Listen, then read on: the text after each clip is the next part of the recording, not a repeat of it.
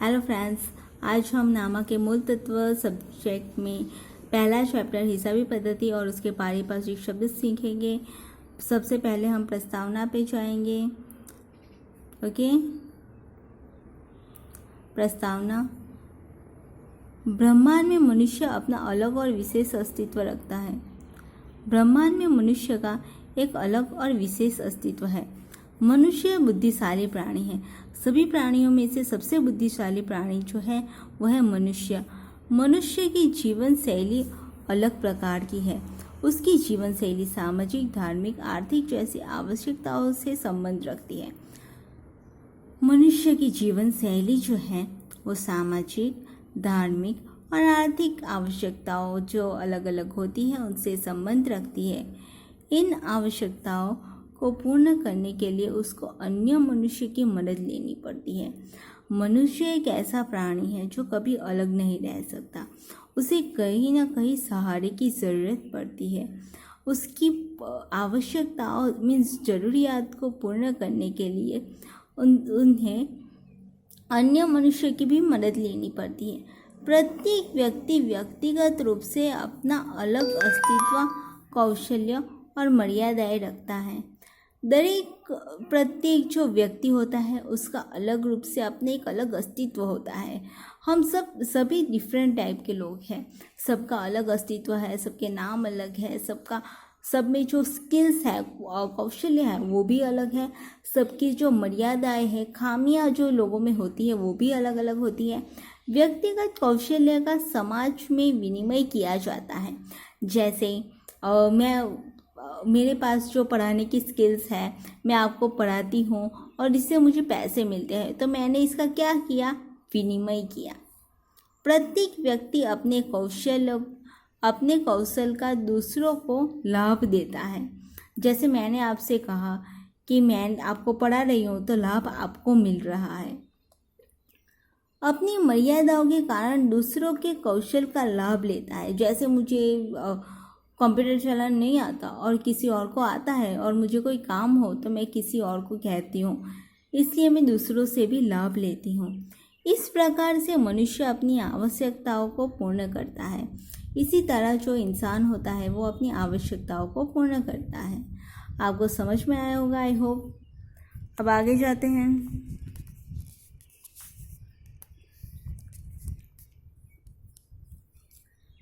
जब द्रव्य का माध्यम के रूप में अस्तित्व नहीं था तब बदला पद्धति या वस्तु विनिमय पद्धति प्रवर्तमान थी।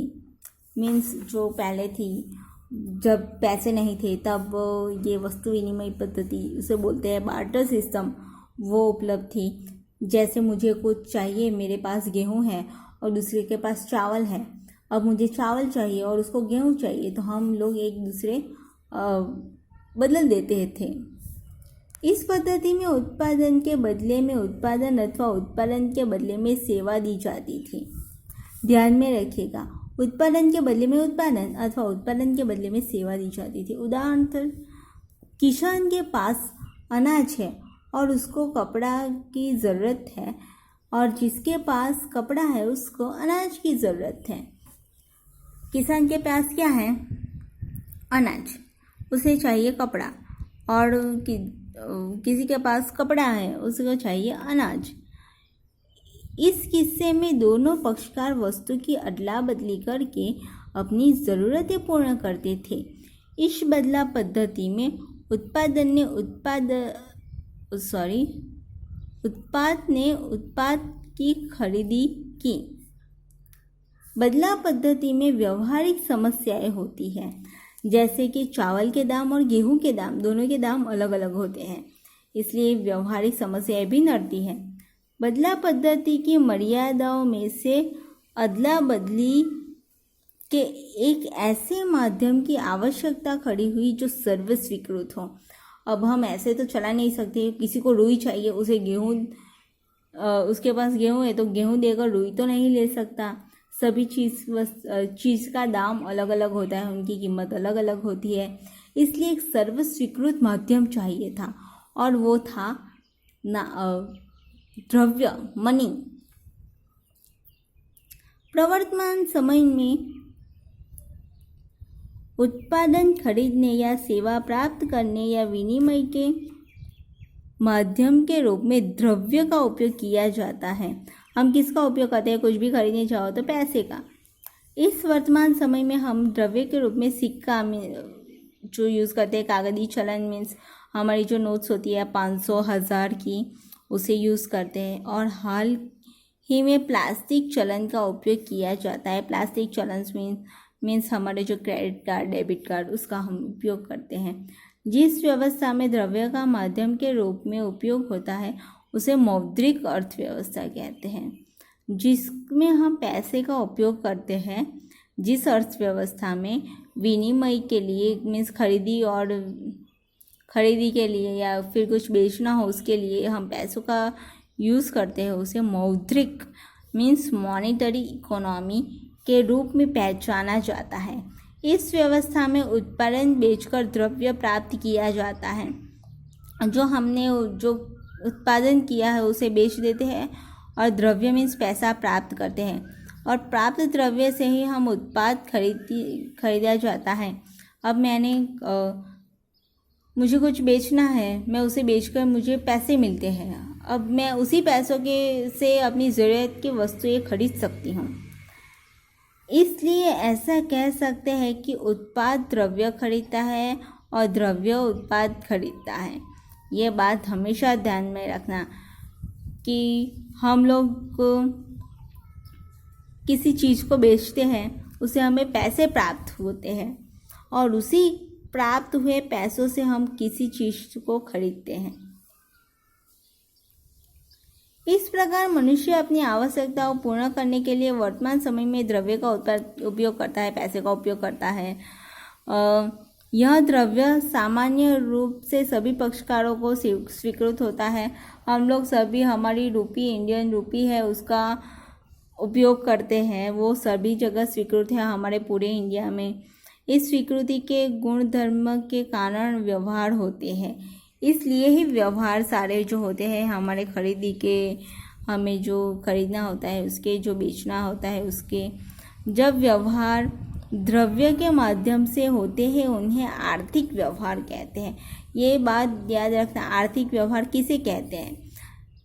जब व्यवहार द्रव्य के माध्यम से होते हैं उन्हें आर्थिक व्यवहार कहते हैं। द्रव्य माध्यम की गैर हाजिरी में भी व्यवहार होते हैं। वे व्यवहार बदला पद्धति पर आधारित थे। ओके, जिस व्यवहार में पैसे का उपयोग नहीं होता उसे बिन आर्थिक व्यवहार कहते हैं। जैसे हम किसी को कुछ गिफ्ट देते हैं तो हम उसे पैसे नहीं खरीद लेते, तो वो क्या होता है? बिन आर्थिक व्यवहार। द्रव्य माध्यम की मदद से होते व्यवहारों को मौद्रिक व्यवहार के रूप में पहचानते हैं, जिसमें द्रव्य का उपयोग करता है, और वो जो व्यवहार होते हैं उनको क्या कहते हैं? मौद्रिक व्यवहार के रूप में हम पहचानते हैं। व्यवहार बदला मीन्स वस्तु विनिमय, वस्तु का उपयोग करना मीन्स एक वस्तु के बदले में वस्तु को देना, उसे कहते हैं वस्तु विनिमय पद्धति। या मौद्रिक अर्थव्यवस्था के हो तो भी उनका हिसाब रखने की आवश्यकता खड़ी होती है। आदिकाल में भी हिसाब रखने के संबंधित व्यवस्था का इतिहास में उल्लेख किया गया है। समाज की सामाजिक और आर्थिक आवश्यकताएं समय और ज़रूरियात के अनुसार बदलती हैं। परिवर्तन ही समाज का नियम है। हमारी जो आर्थिक आवश्यकताएं हैं वो भी समय के अनुसार बदलती रहती है। हमारी अभी की बात करूं तो कोरोना वायरस की वजह से हमारी आवश्यकताओं में क्या बढ़ गया? एक तो सैनिटाइज़र और दूसरा मास्क। वो भी ज़रूरियात भी बदलती रहती है समय के अनुसार। कानूनी, मेडिकल, इंजीनियरिंग, विज्ञान जैसे विषयों की तरह हिसाबी पद्धति का जन्म समाज के सामाजिक और आर्थिक प्रवृत्तियों की मदद के लिए हुआ था। ओके, जो मेडिकल है वो इंजीनियरिंग है, जो कानूनी है वकीलात है, विज्ञान जैसे शाखाओं से जो समाज में की वृद्धि होती है, समाज में नया परिवर्तन आता है। वैसे ही हमारी हिसाबी पद्धति मीन्स अकाउंटिंग की वजह से भी समाज और आर्थिक प्रवृत्तियों को मदद मिले, इसलिए अकाउंटिंग का जन्म हुआ है। Accounting is most important subject. आप समझ रहे हो। अभी हम ये पूरा एक पेज हमने प्रस्तावना का किया है। नेक्स्ट जो मैं वीडियो बनाऊंगी, अभी के लिए बस इतना ही। अभी अगर आपको कुछ प्रॉब्लम हो, कोई परेशानी हो तो मुझे डायरेक्टली पूछ सकते हैं। Okay, bye, take care.